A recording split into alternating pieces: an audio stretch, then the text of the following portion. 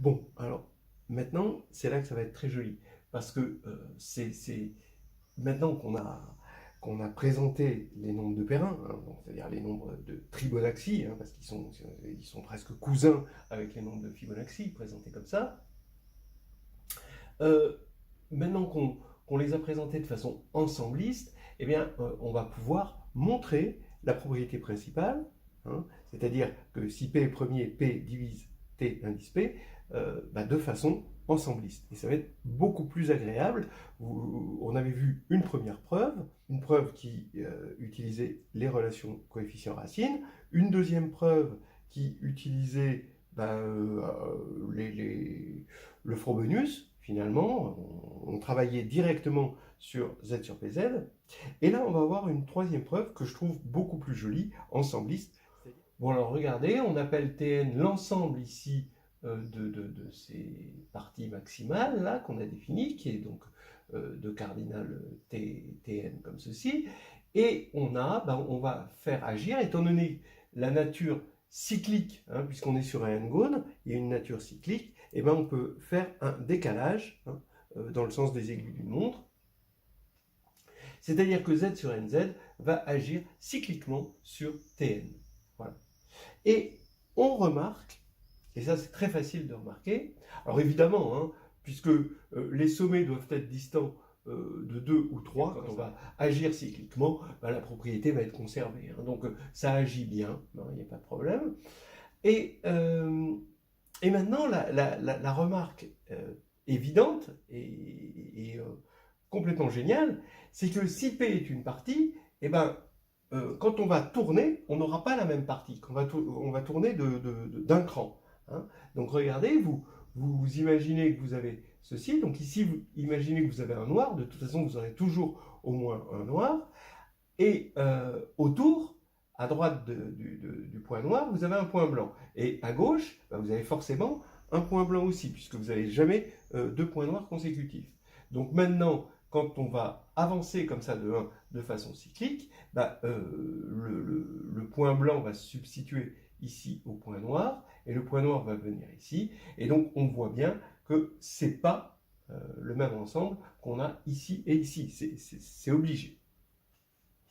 Donc, ils sont différents, ce qui implique que 1 bar n'est pas dans le stabilisateur de P pour cette action. Voilà. Donc maintenant, si petit p est premier, hein, alors, donc, j'applique la formule des classes, et je vais avoir que T indice P, c'est la réunion d'orbites, mais ces orbites sont en bijection avec Z sur PZ quotienté par le stabilisateur, donc ça c'est bien connu. Mais comme ce stabilisateur, comme P est premier, on n'a que deux sous-groupes, hein, un stabilisateur c'est un sous-groupe, on n'a que deux sous-groupes de Z sur PZ, hein, par Lagrange, c'est le sous-groupe trivial et le sous-groupe total, Z sur PZ, mais ça ne peut pas être Z sur PZ, parce que si c'était le sous-groupe total, alors il y aurait 1, et 1 n'est pas dans le stabilisateur.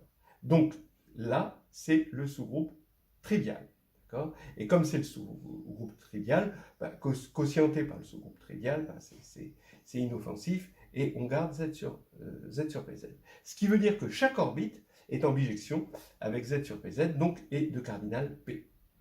Comme chaque orbite est de cardinal P, la réunion disjointe des orbites est de cardinal divisible par P. Donc petit p divise le nombre de Fibonacci Tp. Et donc on a montré ce qu'on voulait démontrer, cette propriété principale des nombres de Fibonacci, et on va montrer maintenant, on va continuer dans cette forme de cousinade entre les nombres de Fibonacci et les nombres de Fibonacci. Alors on continue avec la cousinade.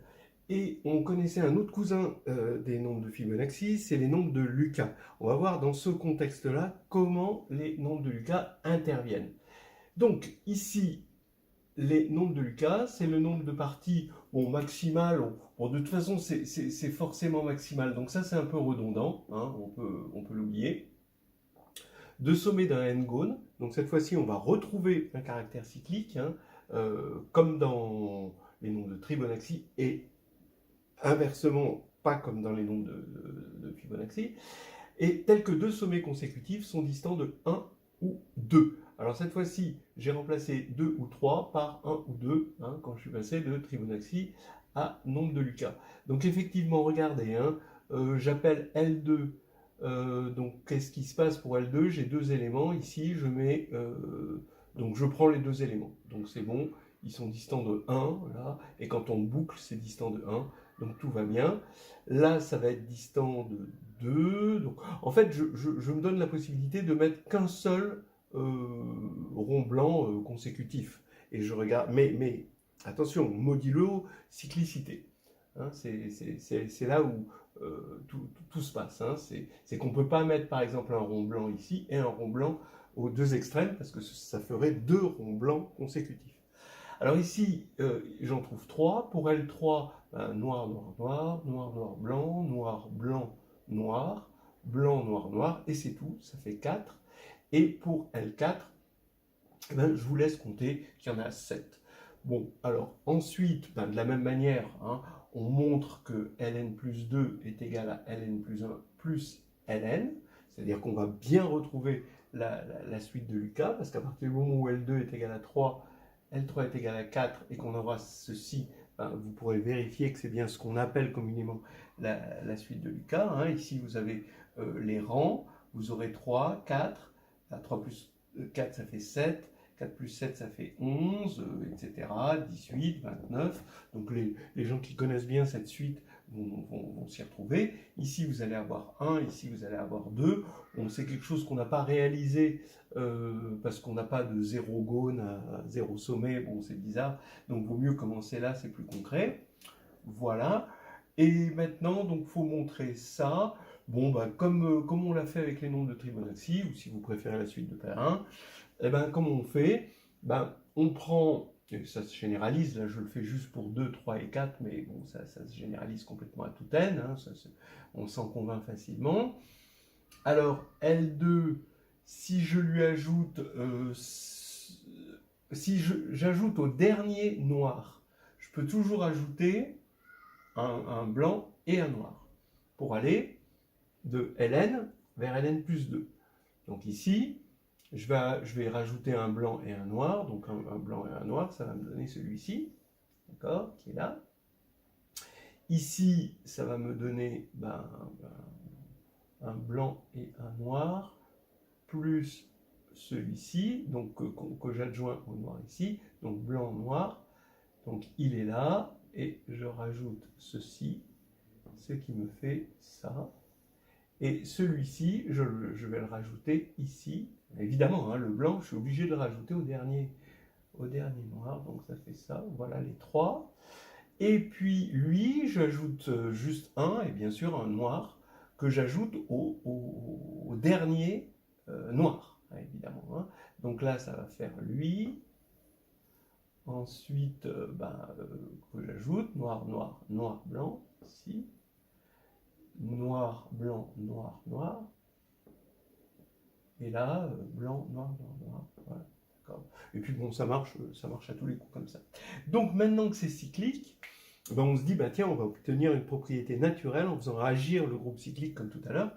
Si on fait agir le groupe cyclique, on va avoir Z sur PZ, donc avec P premier qui va agir. Mais cette fois-ci, vu qu'on peut être distant de 1, et là il y a un problème, c'est qu'il y a des éléments qui peuvent être stabilisés par tout le groupe. Hein, donc les sous-groupes de Z sur PZ, c'est le groupe trivial ou Z sur PZ. Et il y a un élément, oui, le seul élément qui peut être stabilisé par tout le groupe, c'est celui-ci. D'accord, dans Ln, c'est le premier ici. Parce que tout blanc, ça ne marchera pas. Hein, d'accord, c'est pas possible à cause des contraintes. Donc, il faut enlever cet élément. D'accord. Et donc, maintenant, une fois qu'on a enlevé une orbite, le groupe Z sur PZ continue à agir sur tous les éléments moins l'orbite, et ce qui fait que cette fois-ci, on aura LP moins un élément, et comme cette fois-ci, le stabilisateur, ça ne pourra pas plus être Z sur PZ parce qu'on a enlevé lui, ce sera juste le groupe trivial, et bien ça va faire que toutes les orbites seront en bijection avec Z sur PZ quotienté par le groupe trivial, c'est-à-dire Z sur PZ, donc seront de cardinal divisible par P. Donc on va avoir des orbites, évidemment, divisibles par P. Est-ce qu'on peut les voir ici, ces orbites? Là, par exemple, tiens, alors, bon, là, par exemple, c'est facile de voir qu'on a une seule orbite ici, hein, pour le groupe. Une fois qu'on a enlevé ça, on fait tourner et on a une seule orbite. Et donc, c'est bien, quand on enlève, on fait 4 moins 1, on a bien quelque chose qui est divisible par 3. Bon, il n'y a qu'une seule orbite. Bon, j'aurais aimé... Bon, vous pouvez vous convaincre, attaquer L5. Bon, ça va être un peu plus gros, mais vous allez certainement voir qu'il y a 2 orbites, cette fois-ci, pour le groupe Z sur 5Z, que l'on voit ici, parce que quand on fait 11 moins 1, eh ben, on a 10 qui est 2 fois 5. Voilà, encore une petite histoire. Et donc, on va avoir des nombres pseudo-premiers de Lucas, quand on veut, hein, parce que ça nous fait un critère de primalité, ici, qui nous donne des nombres pseudo-premiers encore. Alors, après, ce qu'on appelle quelque part pseudo-premier de Lucas, pseudo-premier de Fibonacci, pseudo-premier de Lucas Fibonacci, etc., c'est peut-être un petit peu compliqué. Je ne sais pas si tout le monde s'est bien entendu sur la nomenclature. Mais en tout cas, on comprend ce qu'on fait, c'est l'essentiel.